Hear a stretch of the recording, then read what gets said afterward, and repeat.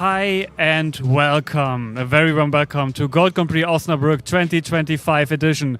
We are here today with 135 players, the largest Gold Grand Prix ever held in Germany. 4 invites will give them away for the top 4 players. We are going to play 8 rounds and we have a cut to the top 16. My name is Philip, aka Return Winner, and I am joined by... Yeah, hi, my name is Simon, and I'm also here. And yeah, today we have 8 rounds of Swiss. Did you already tell us? Yeah, we have 8 rounds of Swiss. 8 rounds of Swiss, and we are starting right away. The first card activated on stream is a delinquent duo. Yeah, we have Pikefreak on stream, who came all the way from Switzerland. One of 2 Swiss players in attendance today, and he's playing his old trusty deck. You will see it in a minute after Thunderddragon gets discarded, and he's playing against John, who I know little about, to be honest. Yeah, but I know that he discarded Reckless Greed for Delinquent Duo, and that's a card you don't see every day. And a giant Trunade, so there's some OTK stuff happening for sure. That's what I love about this first round. You have a very big name, accomplished player against a completely unknown player, and that is what why I love round 1. Yeah, definitely. And as a background check, I have a little competition against Pikefreak. He doesn't know about it. Yeah. But last year on the GGP here in Osnabrück, I was the best performing Relinquished player. Yeah, there were 2 players, this one and myself, and I was the best performing Relinquished player last year. So yeah, let's just focus on the gameplay, and my friend. Pikefreak is an accomplished player with the deck, so yeah. He might get ahead of me, but we will have to see about that. I will keep you informed. Yeah, Pikefreak, now you revealed what deck he's playing, obviously, on his Chaos Relinquished strategy. He's so well known for, he is the best Chaos Relinquished player right now. He got a Worlds invite with it, brought it to Worlds, and I'm very excited to see this deck in action. And we do see a Tribe Infecting Virus and a Card Destruction being activated. Such a cool card. And we see he's playing against Reasoning Gate.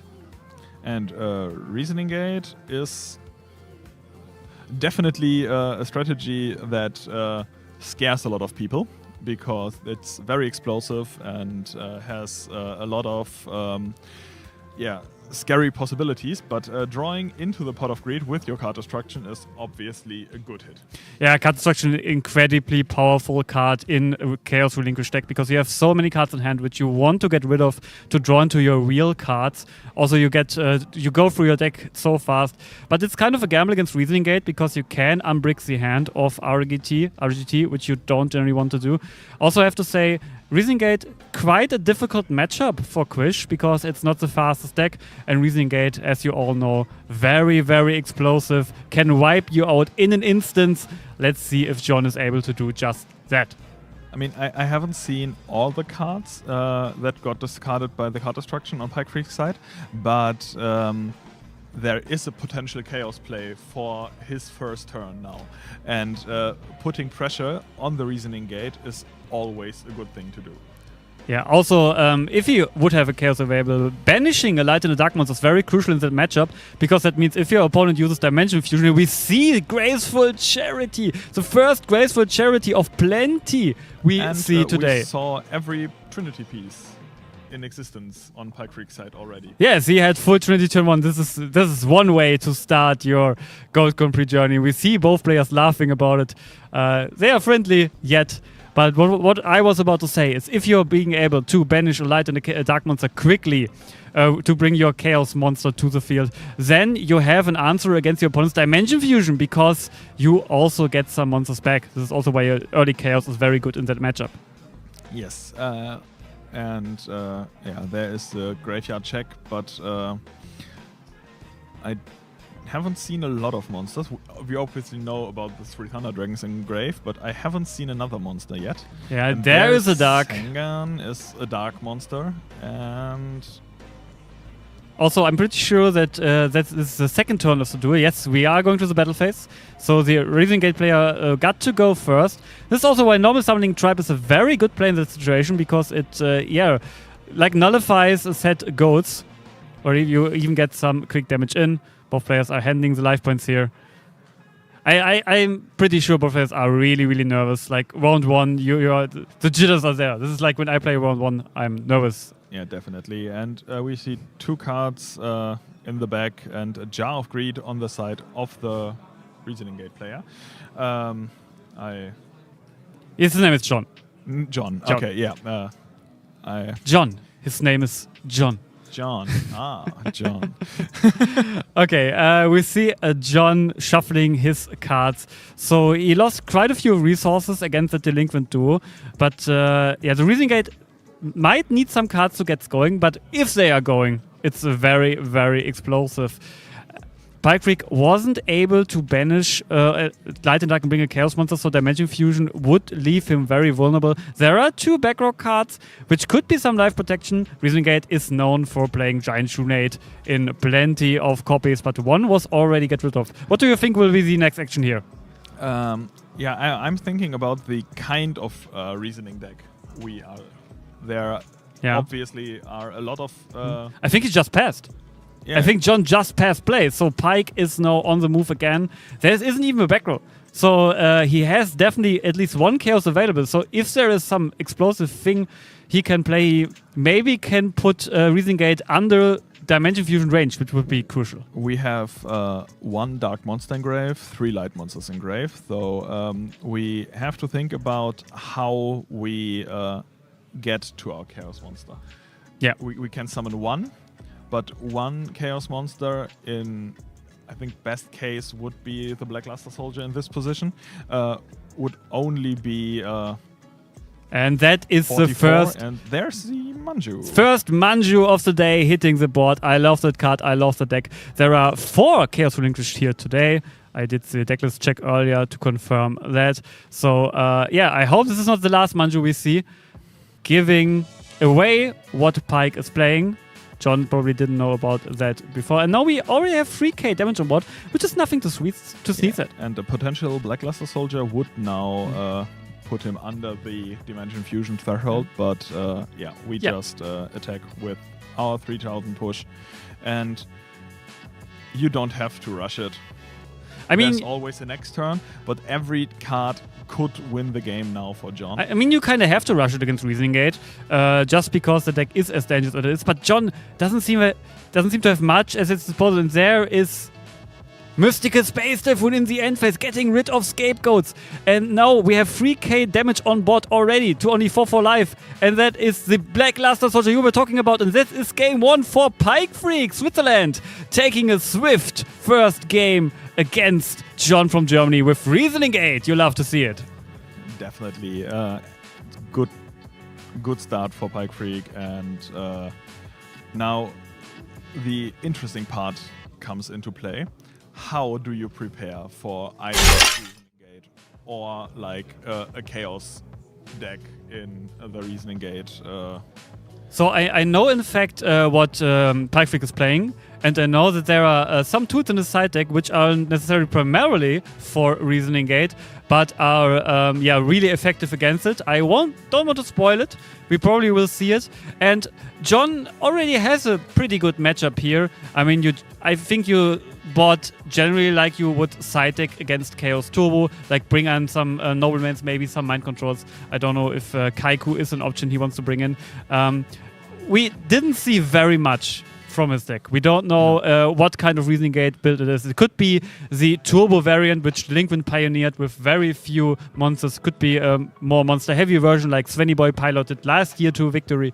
Also, quick note to Svenny Boy. Our plan was to bring you Svenny Boy, the reigning champion from Gold Grand Prix Osnabrück, in our own first feature match, but why couldn't we do that? He got a bye for the first round, the only bye in the tournament, and unfortunately he got the bye. One in 135 chance that he would get the bye, and he did.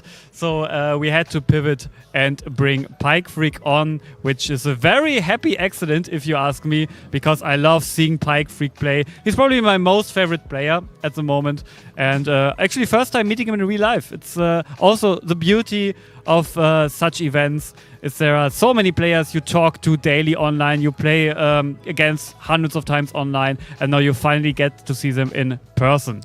Yes, and for those of you who miss Svenny Boy, I have good news for you. He is at the moment. He already won his game, so there's a very high chance that he is undefeated in the next round. Yeah. That is true, but on the next round we will have our second caster duo take over, which will be David and Grumpelstietzchen. And if you know Grumpelstietzchen, you know one thing about him: he hates Reasoning Gate. So I doubt he will feature Sven. I think he will not have a choice because,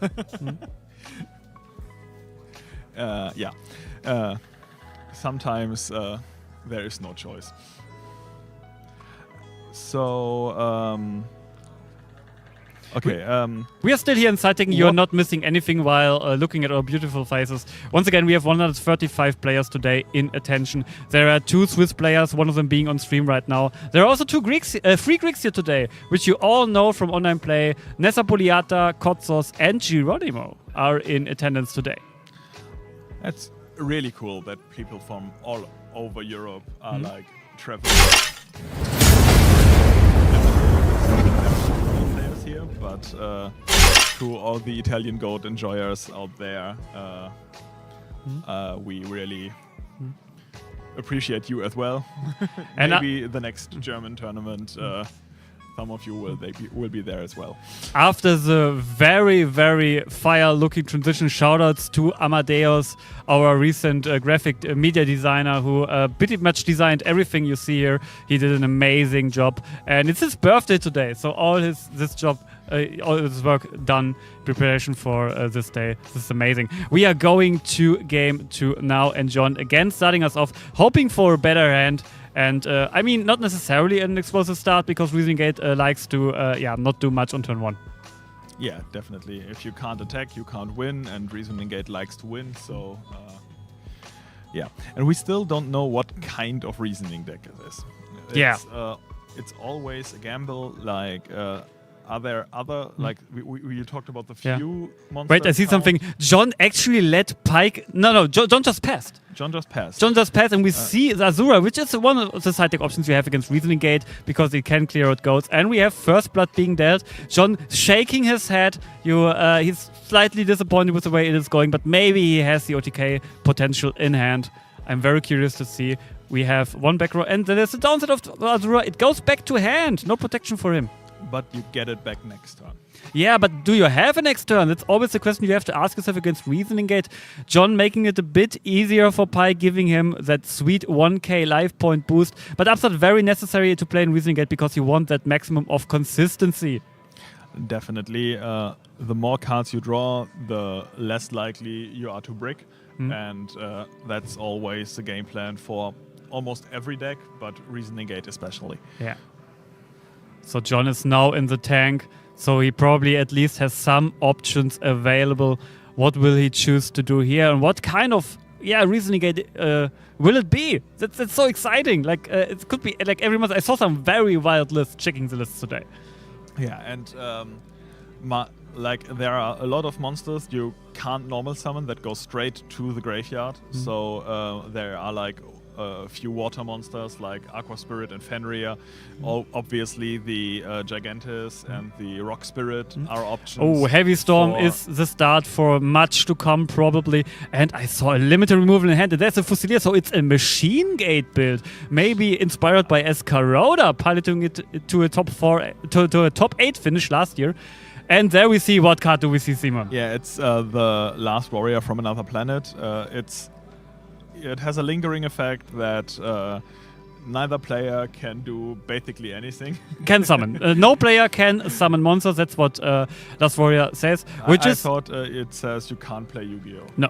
Yeah, that is like the context of it. Okay. If you read in between lines, it's actually saying you can't play Yu-Gi-Oh! But I can't play either. I can just attack. Yeah, but you can attack. Yeah, and, that's right. Attacking is obviously a good play. And now Pikefreak has to think about something to get rid of it, because no monsters means no fun. Yes, no monsters, no parties. You can't get your cookies if you can't get to the cookie jar with a monster guiding you. That doesn't make any sense. but that's why we are here. So, what are the answers that Pikefreak is now looking for? I think Raigeki breaks are... he does play Wing Blast in his build, but yes, that's definitely Blast. an option. Let's also note that he isn't able to summon monsters, but he is allowed to set monsters. So he can protect himself if he needs to. We do know he has that Azura in hand, but he definitely needs some sort of removal, and he can only set a monster here. Maybe the Azura, maybe something else. And he doesn't look so pleased here. And Pot of Greed, what a pickup by John. Yeah, it's only fair that John gets his power card this game around, because Pikefreak got all of his last game, so that's the cycle of the game. Some games you draw them, some games you don't, and John is now in the driver's seat. He has the big monster on board. But I mean, it's like a two-edged sword to summon Last Warrior if you're playing Reasoning Gate, because you're not only locking your opponent, but you're also locking down yourself.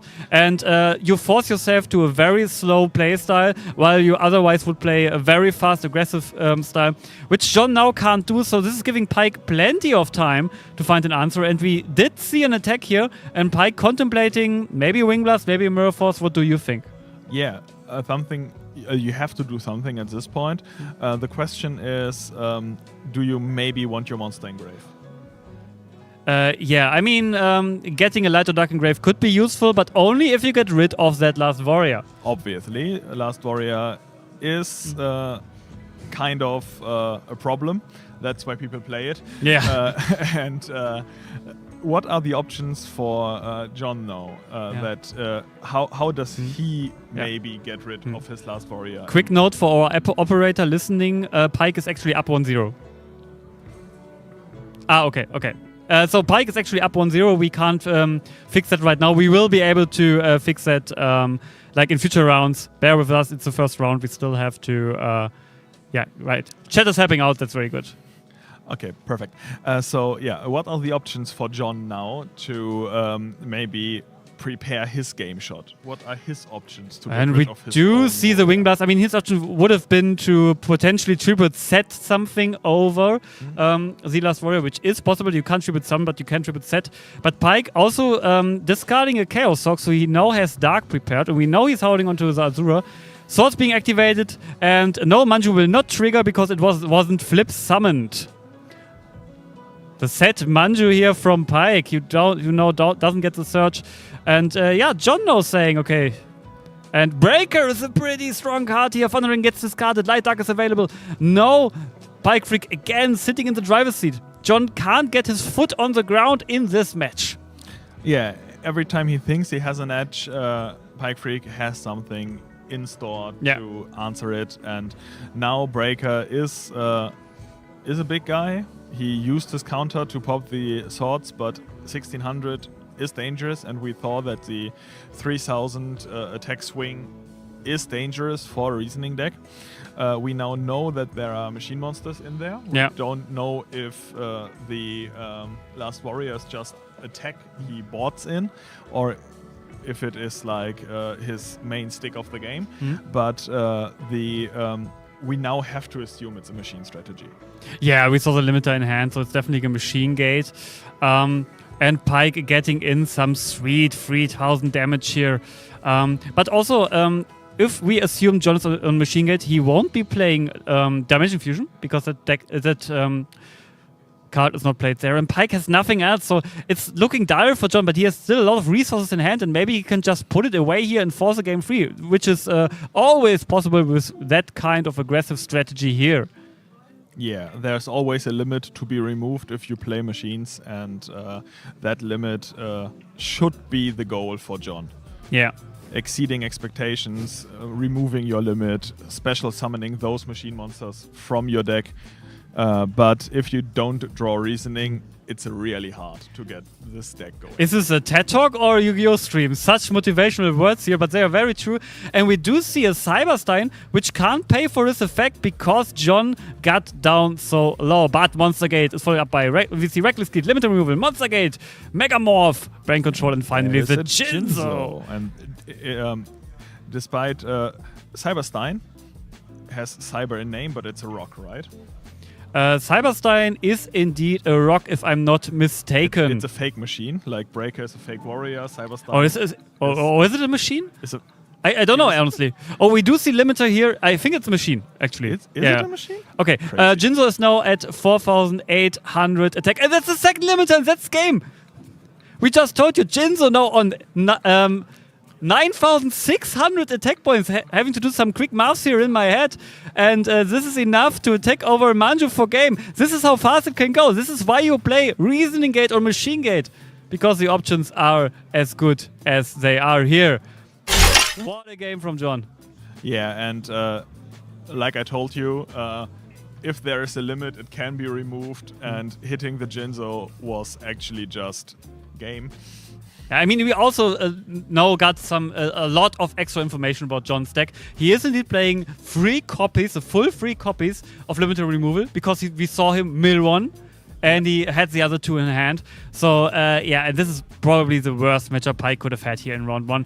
The Relinquished is generally designed to beat some slower strategies like Chaos Turbo or Chaos Control. You're having a rough time against aggro decks, against like Warrior or Earth aggro, but against as aggressive decks as Machine Gates are, it's even tougher. Yeah, and you couldn't really prepare a huge push because of the last Warrior, so it was really maybe not beneficial for Pikefreak to out it in the position he did. Yeah. Because it was buying him time as well. Yeah. And maybe with another back row there would have been a play. But that's What is your prediction for game 3? I mean, Pike obviously has the advantage to go first, but again, this is like not nearly as disadvantageous as it is for the Machine Gate player as if you play other decks, because like having the first battle phase can be very, very crucial. And generally, Quish doesn't play that much defensive cards. We saw the Wing Blast, and there is not much else. We have yet to see how much is available in the side deck of Pike, what she will bring in. There are some options we didn't see yet, which will definitely come in handy if he sees them. Yeah, so for game 3, you obviously want the duo to limit the options for the first turn of the Machine Gate player. And if you play Machine Gate, you really need the options. We saw that losing a few cards in game 1 was really crucial. Yeah. And if you play the maybe don't leave weak monsters in attack in attack position is also dangerous. It's really it's a really weird problem against Machine Gate, because you like Quish plays a lot of weak monsters, and you need to leave them in attack because you need to apply some pressure. You need to deal damage. You need to get chunks of life points out of your opponent. But if you leave them in attack, like a huge limiter push can be all she wrote. So maybe like if you can't outpace them, maybe just wait until you can push for game. That might be a strategy. But no, like all guessing, all predictions are useless, because we will see it happening right before our eyes. Pikefreak now having his 6 starting cards in hand and contemplating what to use. And we see an Upstart Goblin start. So no Manju or Thunder Ring in hand, because they would have been summoned or activated earlier. Yes. Because you want to get your search targets before you draw cards mindlessly. Yeah. Because if you have your good cards in hand, you... Oh, and we might have drawn the Thunder Dragon. Yeah, probably. Because, like I said earlier, you want to search before you draw. Because if you can cherry pick the cards from your deck, you don't have to rely on the luck to draw them. Yeah, and no. If you draw them, you can't cherry pick them anymore. No way Pike wouldn't have discarded Thunder Dragon if he would have had in hand. And we see Swords of Reading Light now on Pike's side. Tries to buy himself some time, and Upstart Goblin looking like a mirror match right now here. It obviously isn't, but yeah.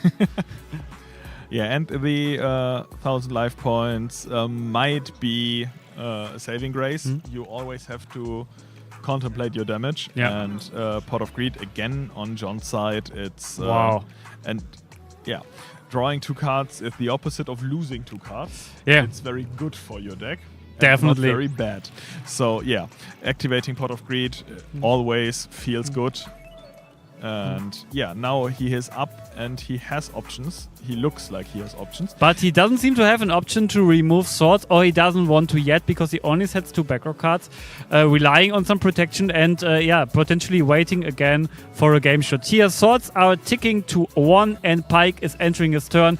Let's see what he has lurking face down there. Could be a lot of stuff. I mean, Krish isn't playing a lot of flips, but there are some which are there lurking in the shadows, waiting to be flipped to the light. Yeah, for example, the Manju is a flip in disguise. But you would have never said it. Maybe. No. You would have never said it here. With swords, not. You want to have the search. We do see Graphic but he would have summoned Manju for sure there. He would have also summoned it before he upstarted to thin out his deck. So that was definitely not a card sitting there. But Spy is very good in this matchup. It's defensively very strong because they are 2 bodies with 2k defense. But also offensively, they can put up 2-4 damage on board pretty quickly. Thin out your deck. Perfect card to flip here for Pike. Yeah, now we have like the weak monsters in attack position again, but they are backed by the Swords of Revealing Light. So Spy is seen. No, it's not attacking. We do see the Manju being summoned now, which was probably picked up for turn and getting Pike search. Obviously, right sequencing here to flip Spy first to play around the potential torrential tribute. Yes. And now we have light and dark on board and grave. So even if a torrential comes, the chaos monsters are alive. Yeah.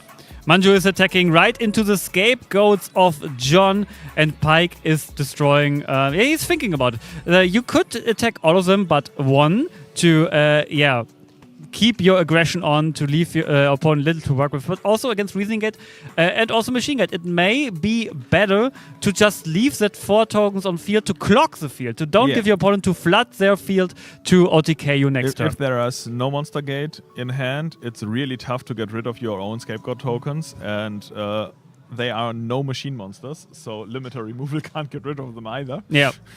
So maybe leaving them on field is a good decision. You just have to think about, does he have Monster Gate? Does he not have Monster Gate? Yeah, I mean, you can't prevent Monster Gate in this scenario either way because you have to leave 1 token. Yeah. So I believe in that specific spot, it may be better to just leave the tokens on board and try to finish them all at once in next turn. That being said, Pike is still sitting on that sort of Revealing Light, and this is maybe the deciding factor for him to attack the tokens indeed, because he figures maybe that protection I have on board now is enough. So let's see if this decision was the correct one or if it will backfire. Yeah, I mean, the Swords of Revealing Light are getting blown out by a Giant True Nature very quickly, or any other spell trap removal card, because they're all like wind themed. I just realized, like, Mystical Space Typhoon is Typhoon, Giant True Nate, Heavy Storm, it's all like they're all themed. Some kind of natural disaster. Welcome to Yu-Gi-Oh, my friend. No, it's like a Dark Hole is also a natural disaster, but it leaves traps on. There is that set Monster Gate, we spoke it in existence. It's milling Reckless Cleat, Premature Burial, Reasoning, and some other stuff. He's way too fast for me to track all of it.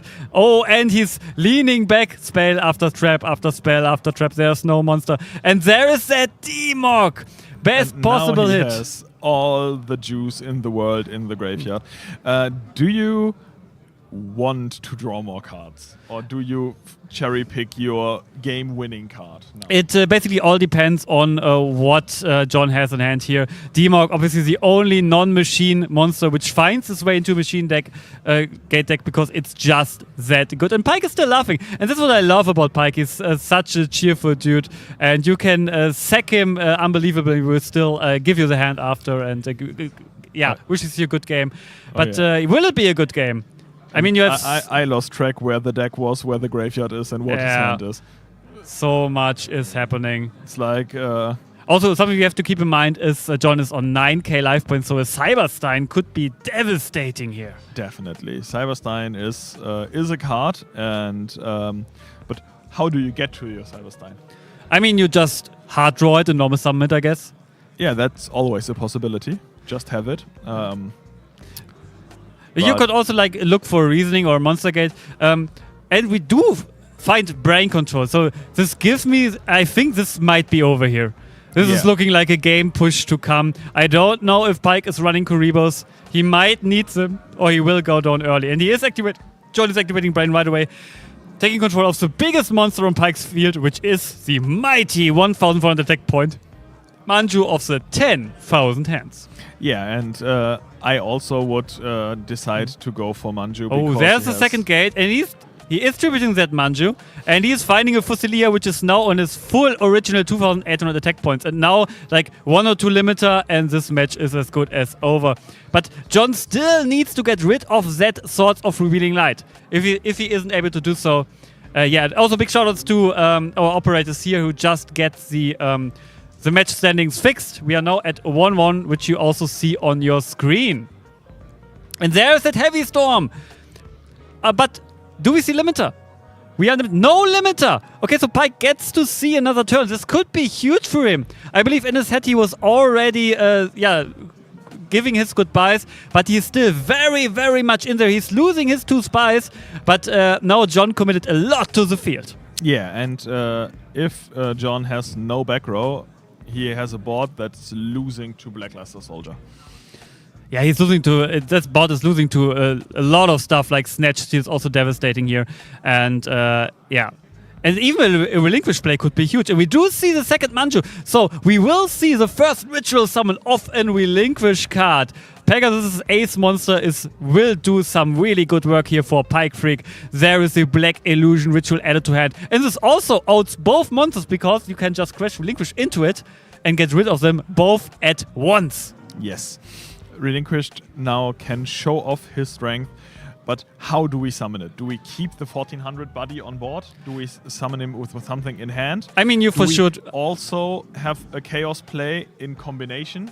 That's there's a lot of damage possible. There's a lot of damage possibility. You can also always crash your Relinquish with a material into an opponent's monster to do some extra damage, which won't be like a thing here, but it's also something to keep in mind of. I think you have to get rid of a Thunderdragon in your hand. You need to keep your field presence, in my opinion.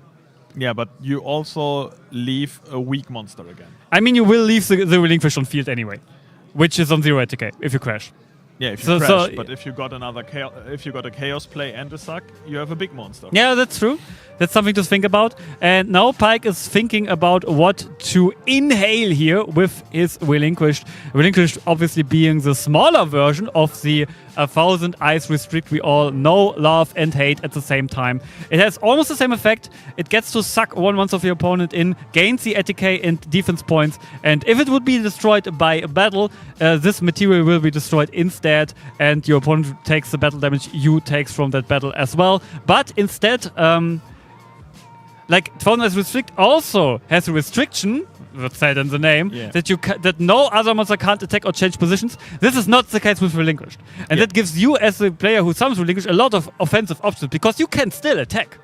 Yes, it's kind of a better version of the card, with less steps to make it. I mean, you also give your opponents the options to attack, which is a downside. And we do see the Crash Demok being banished here, obviously, by its own effect. And Manju attacks directly. And now, yeah, we have the problem with that 0 attack Relinquished sitting on the board saying, hey, attack into me with limiter and you win. Try me. Yeah. But if you can keep it around, it's dangerous again. Yeah. Also, oh no, back row for Pike! This could be it right here, right now, and I see some powerful cards in John's hand. Also, quick reminder, Relinquished effect to also deal the damage you take to your opponent does not apply if he has no material.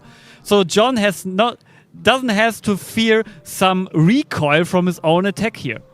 Yeah, and even if you would attack with 5,800 attack into it, you still win because you're up a life points. Yeah, so this is not a good spot for Pike at all. This might be over, but we said that last turn, and Pike is laughing. And I love it. He's laughing. He's like, yeah, it's Machine Gate. What I'm going to do here, leaving my 0 attack monster against the limiter deck. Such daily life of a Crash player. Yeah, and although Pikefreak is playing a Chaos deck, we haven't seen that much banishing Light and Darks from grave yet. No, only once. But that was enough to close out game 1. And we do see Snatch Steal here, taking control of that Relinquished, which is now working as a double agent, sucking in the Manju on Pikefreak's board. And we see a tribute summon of a Blowback Dragon, which doesn't get anything to destroy here, but is still a pretty strong monster. And again, Pike seems to live for another turn. Yeah, There's no Terminator Dragon here. It's just the Blowback Dragon. No limiters are removed here, and now we have one big guy on the field for John, and Pikefreak still has to think about how do I get rid of that guy. I mean, one Chaos Monster could pretty much help a lot here. Pikefreak is playing only one Ritual spell in his deck, so there will be no option to summon another Relinquished if he does not get Black Illusion Ritual back with a Magician, for example. Both players are now discussing some life points. They should will hopefully be resolved really soon. I mean, there's plenty of time in the round left, so we... I mean, not that much, actually. Only 10 minutes here. Yeah, our head judge, David, big shoutouts, just made a quick announcement there. Indeed, only 10 minutes left to play here. Both players taking their time. I mean, it's understandable. It's a very stressful situation. It's a tough spot. You have to evaluate every option now, because starting in the tournament with a negative record in round 1 is really, really tough for the rest of the day, because you can't slip up any further. The odds that you make the top card with 2 losses are very slim. But slim, you said? No, they are very high, right? It's like 5 players X2 are not making top card. I thought it was way more, to be honest. No, it's like very slim. If you go X2 and you go X2 late, you pretty much set yourself up.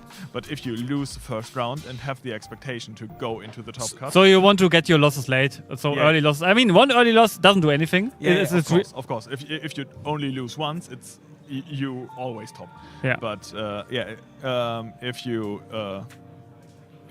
are like you always have pressure if you lose early. Okay, we have the correct life point total now figured out by these 2 players. And John still has a lot of cards in hand, but and we do see swords again, and Pike is laughing again. These swords of Revealing Light definitely working overtime. Pike will get his Serpent back, which is at least some protection if Blowback Dragon doesn't blow it away. But maybe he has some more plays here. Oh, it doesn't look like it. Only the T set and the pass. I mean, you're not wanting to sit in Pike's position right now. Yeah, and what options do you have left? It looks like there are only like 2 or 3 cards left in the deck on John's side. So if you don't get rid of these 3,700 life points very quickly, it might be just over, because you can't draw anymore. And we might be a deck out. There might be a deck out incoming, but first, Blowback Dragon will have the opportunity to activate this effect. Big question is, will Return Winner be able to form a sentence? And the other question is, will we target the set monster or the set spell trap card? Yeah, you have to think that the set monster is a Sinister Serpent, because it's just easy to set it every turn. But I mean, you want to get some damage in, and John is trying to target the Sinister Serpent, and I believe we will see a dice now be thrown, or what is going to happen, or do we see a coin? Will we about to reveal? We'll see a coin, actually.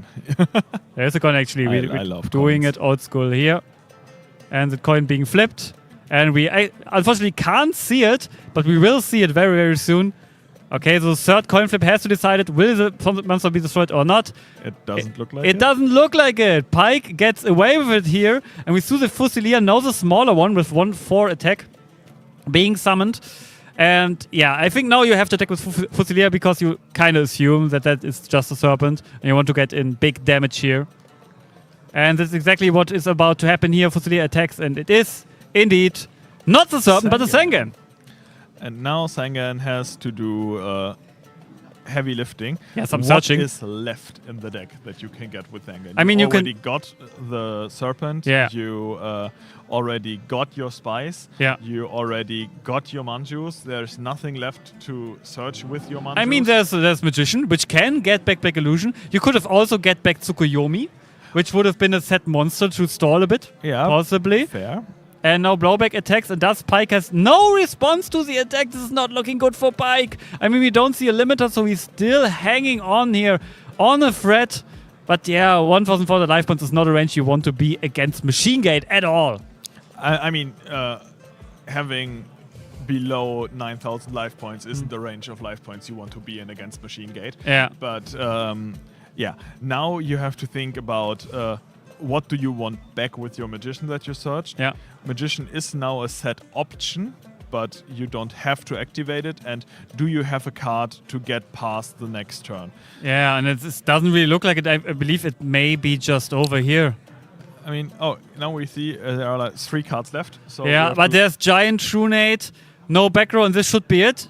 If that's not like a Reaper, I mean, Bobby can still it. I believe that's all she wrote. John maybe pulling up an upset here against the Juggernaut, which is Pikefreak. Such a strong player, but no, we will see coin tosses again. It would be only fair if John would hit now. And he does hit, and there's the handshake. And John is moving on with a 1-0 record, defeating Pikefreak. And we see nothing to work for Pikefreak there in his hand. Yeah, it's... Sometimes you draw the cards, sometimes you don't draw them. That's Yu-Gi-Oh! That's why we love the game. And yeah. It's it was a great game, and you always love to see some limiters removed in your machine decks. But very good mental performance from John as well, who was down quick in game 1, got faced with full Trinity, and it was looking dim for him, and then the Swords of Revealing Light got him just enough time to pull out a limiter removal win from nowhere, and then in game 3 he pretty much cruised for the whole game. Yeah, and I think we are getting a winner's interview. We don't know that yet. I will go to the table and ask John right now. You can wing the solo commentary for a while, and I will see if we can get an interview here. Yeah. That's what I wanted to ask. Yeah, so for those of you who are at home, I hope you have fun with the stream. And what are some decks you might want to see, and what are like people we should look out for future rounds? Our operator, which will be me next round, is able to check that. And yeah, we have an attendees list, and we can check for people. If you know, like, oh yeah, my best friend is playing a very cool, I don't know, Pac-Man strategy or something like that, we might be able to look. If he won, we might get him on stream. So yeah. Yeah, we got the Machine Gate win, and our Pikefreak got down early in round 1. So yeah. Okay, I got the update you asked for. We will have a winner interview with John coming up. We will cut to our crowd cam very shortly. And then, Simon, if that's okay with you, let conduct the interview? Yeah, of course. Okay, and we will be back in like 2 or 3 minutes with John, the winner of our round 1 feature match. Stay tuned. So, and we are back here with John, who just won the first round feature match. Do you want to tell us something about you, where you're from, and how did you find out about this tournament here in Osnabrück? Ja, das ist ganz witzig. Ich komme aus Hamburg ursprünglich, in der Nähe von Hamburg-Hasefeld. Und ja, über das Turnier habe ich erfahren von einem Kollegen, der das gesehen, und wir dachten uns, das probieren wir mal aus. Einfach mal Decks fertig machen, losstarten, und so sind wir hier. Okay, he is originally from Hamburg. Near Hamburg, and he found out about the tournament because a friend told him about it, and they just threw their decks together and drove down here to just try the tournament out. So to come, you decided to play a machine deck, a Machine Gate deck, and you. What's the reason behind Machine Gate? Ich habe viele Decks schon gespielt. Ich habe Monarchen getestet, Beasts, Earth Agro habe ich getestet. Und inspiriert bin ich einfach geworden durch tatsächlich einen Spieler hier. Habe das gesehen und denke mir so, okay, das möchte ich auch gerne ausprobieren. Ich finde das richtig cool. Habe dann so ein bisschen rumprobiert, war auch erst wieder nicht sicher, habe das wieder verworfen. Aber am Ende hat es mich doch dahin geführt, tatsächlich mein eigenes Ding aber daraus zu machen. Okay, so he tried out a lot of different decks like Monarchs and Beasts and Earth Aggro, but got inspired to play the machine deck because of a local player here. And yeah, then he scrapped the idea because, yeah, we are Yugi players and that happens. And yeah, then he took his own spin on the machine deck and brought it here, and it hasn't disappointed so far. No. So yeah, were machines like cards you generally like? Do you just started playing by playing Goat now, or do you have a history in Yu-Gi-Oh? Nein, wir haben lange Standardformat gespielt, dann kam Corona, keiner hat mehr gespielt und irgendwann haben wir gedacht, so komm, da im Standard kommen wir nicht mehr mit, wir probieren jetzt einfach mal nur Goat zu machen. Und so haben wir halt eben jetzt 5 Jahre lang nur Goat gespielt, leider zu zweit, manchmal auch zu dritt. Und